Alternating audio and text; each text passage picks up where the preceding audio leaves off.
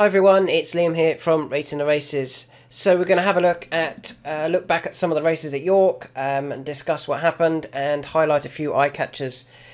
So we will start off with the first race of the first day, the Sky Bet race to the Ebor. Very frustrating here. We were on Laya Kel at 12s, non-runner an hour before the race. It was 11-4 at the time. That's so frustrating. We've had a few of those this season already. Really well supported, and then they pull them out right near the race time. I guess that means they didn't want to waste Laya Kel. They felt he's a horse that's still progressive, and they didn't want to just run him. Clearly, they thought he had a big chance. So, who caught my eye in the race? The first one I want to talk about is Forza Orta, who raced forward, and a lot of those who raced forward faded late on. Forza Orta was the only one who really stuck around for a long time. Wasn't actually beaten that far in the end. He was only beaten a few lengths in total. I think the fact that he was so forward. If you actually look at the race again and have a look at those where they came from, the front few, they were all out the back. Forza Orta was ridden prominently, as he always is. I don't think it was a poor ride from Rowan Scott. I wonder whether they might think about dropping him back in trip. I know they've been trying this trip a few times. They've even tried further. But maybe they could drop him back in trip. Now the Ebor might not be possible. There is a race in July that they could aim at, which is 1.5 miles. But I think they might go for this race here. If he gets in, this John Smith's handicap over 1.2 miles. They can they can ride him prominently and really know that he's going to be sticking on and staying towards the front, and they can be really positive about him. I think he's going to drop a couple of pounds in the handicap maybe. That would take him down to 85. I think that would give him a really good chance in a race like that to use a low mark that he would be back to. It'd actually be back to the same winning mark as when he won in July of last year, and know that he's going to have the stamina to stay there and really go forward and try and ride him really positively. The second horse I want to talk about, and this would be my horse for the Ebor as it stands, and that is Real Dream, who clearly very unexposed and ran a race full of promise with the Ebor in mind. He was held up. He came off the bridle really early. And this, I think the trip just proved too short for him. He was staying on again at the finish, close to being beaten by just over a length. If it had been over 1.5 miles, I think he would have probably got there. Even those extra 100 and something yards. If it's over 1.5 miles or just shy of 1.6 miles, which the Ebor is, he would be, I'd be very confident he would go very, very close. He's only rated 91. That would be the concern about him for the Ebor. He might go up £2 for that, for finishing third, maybe £1. That still wouldn't get him in the Ebor. So, with that in mind, they're going to have to win a race somewhere. So he's one that you definitely want to keep an eye out for, because he's got to go and win a race somewhere. There could be a handicap at Doncaster that they might be able to find with him.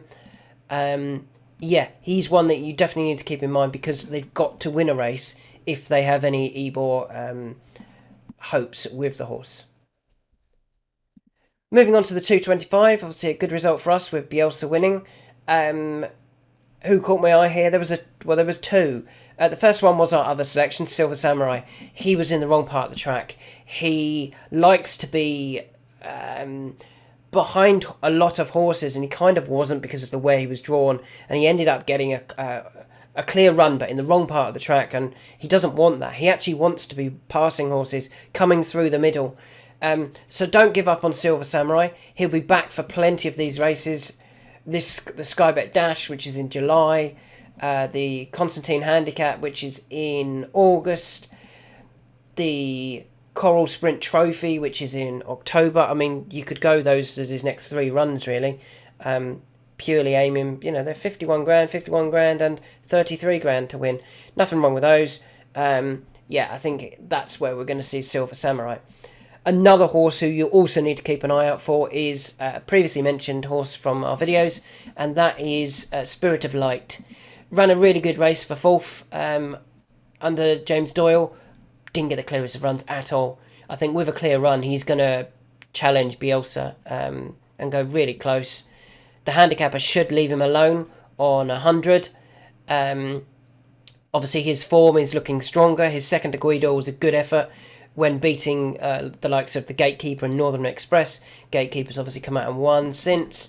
Northern Express finished a good... Was he second or third? Third in a handicap at York behind Croupier. And then his third to Rebel Territory. Obviously, again, also looks good. Rebel Territory came out and won the Victoria Cup. Va Fortuna was third. Those two both beat Spirit of Light at Newmarket. He ran disappointingly in the race with Probe, but you can just forgive that one run. He's clearly nicely handicapped and he's going to get a clear run soon.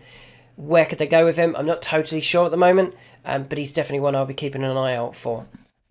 It could just be that he also comes back to all of these races at York. The next horse I want to talk about is in the 6 furlong Group 2. There was two here that I thought travelled best of all. They were Highfield Princess and Marshman. You can see Marshman traded 2.1. I thought he would have traded a bit shorter than that, to be honest. We were on him at 6s. So frustrating. On at 6s, he went off 85 to 40. Travelled really well. Possibly wanted to be with the rest of them. He and I think it was Diligent Harry were over that far side, and Diligent Harry was beaten a lot earlier than Marshman was. Marshman then didn't pick up. I wonder whether they might drop him back in trip for the 5 furlong King Stands, where he is currently 10s and 12s. You can get a couple of saying 12s, so maybe 12s. You can definitely get 11s. And then return for the Nunthorpe.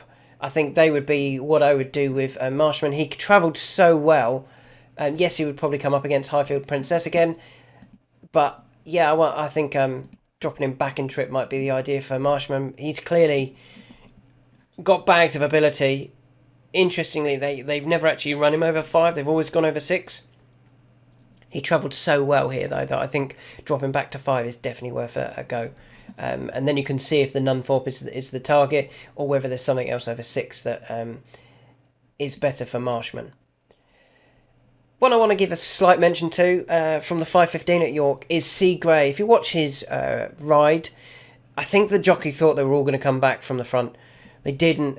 Who was riding it? It was Jason Watson, and he actually travelled really nicely out the back. And then all of a sudden panicked because he realised they weren't coming back. Just give him another chance, maybe in a race that they don't have such a strong draw bias against those that were drawn wide and held up, and pace bias, because I think he needed to be up there on this day. So Sea Grey is one I'll be keeping an eye out for. Moving on to the second day, I think that was Thursday, wasn't it? We were unlucky with Corker. He ran a great race, just beaten by Regional. Well, Corker, I think, should come back on the 27th. I'd give him, 9 days off the track. Come back for the 27th of May for the... Which handicap is it? It's one of these, I think. Maybe I've got the wrong day. Let's have a quick look. He's a 5 furlong horse. This race here, the William Hill Epic Boost Handicap Stakes. It's for horses rated 0 to 105. Yeah, come back for that race. I think that would give him a great chance if he doesn't bump into a Regional. Obviously, we knew Regional was well handicapped, and I thought, he was being aimed at the Coral Stewards Cup for 128 grand. He finished 3rd in it last year. It ran a really good eye-catching race. They've gone and won a race worth 18 grand too. I think that's a mistake, personally. I think I would have tried to save him for a better race, for more prize money. I mean, Corker just needs to jump out a bit better. This will be his 3rd run of the season if he comes back next week. And I would give him a big chance at York. Hopefully that's what they do with him, and then they can plan about what they do further on. Free Wind, she was very impressive. Although only winning by a short distance, this wouldn't have suited her. The way the race was run, the sprint, the trip, and yet she still beat them. She'll go back up to Group 1 company, I'm sure, next time. And over further, a mile and 4, mile and 6 will suit her more. That was a very good performance on her return. 3 o'clock, got one for you here. I think a lot of people saw this. Astro King got absolutely no run whatsoever on his first start for the Kublers. Now, there's an obvious plan for him, isn't there? He come back for the Royal Hunt Cup, second in 2021, fourth in 2022. He was fourth of 102. He was second off 98. He would get here. I think the handicap will leave him alone on 99, so he would turn up off 99. That was a really good effort. He's clearly got his mojo back. And yeah, that'll be where hopefully we'll see Astro King, and I'd be very confident of a huge run. He clearly likes Ascot. He's been there 3 times. He actually ran in the Balmoral handicap, and he ran a shocker. He was last of 20. They put the visor on that day, Michael Stout. That didn't work. Switch of stables has clearly woken him back up, and I think he will go very close in the Royal Hunt Cup. And the final race I want to talk about was the Dante. The Foxes won it.